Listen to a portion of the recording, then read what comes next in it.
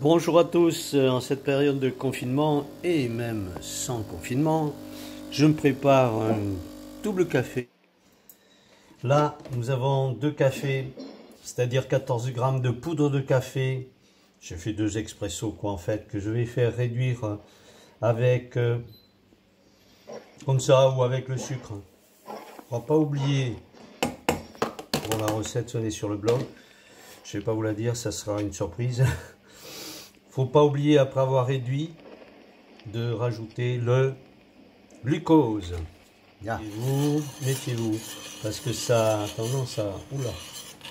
Le but, en fait, c'est de faire réduire le café, l'humidité qu'il y avait dans le café pour en récupérer uniquement le goût. Et après, on va faire un caramel. On va rajouter le glucose. Et là, il faut que ça s'évapore. Alors, il vous faut le thermomètre qui va bien, parce que là, sinon, vous ne l'avez pas, vous êtes cuit. Il faut un thermomètre qui monte jusqu'à 200, c'est un mieux.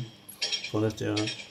Bien, on n'est pas besoin, on ira à 118, 125 maxi, mon glucose. Parce que le thermomètre montait à 108 là. Et donc le mélange. Ça veut dire que mon café s'est évaporé, mais pas l'extrait.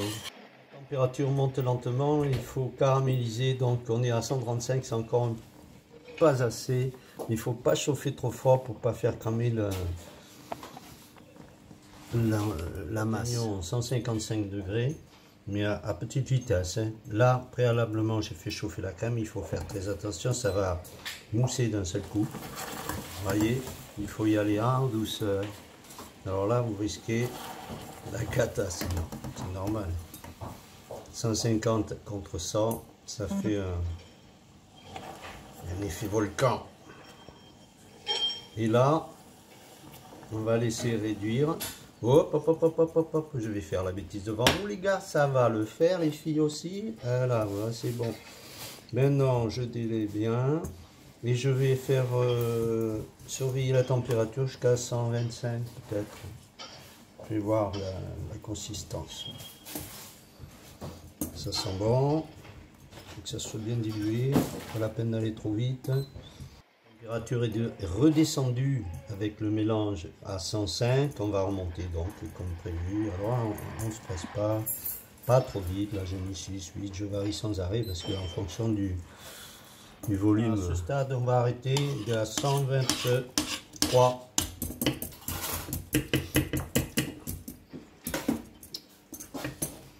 Je vais couler.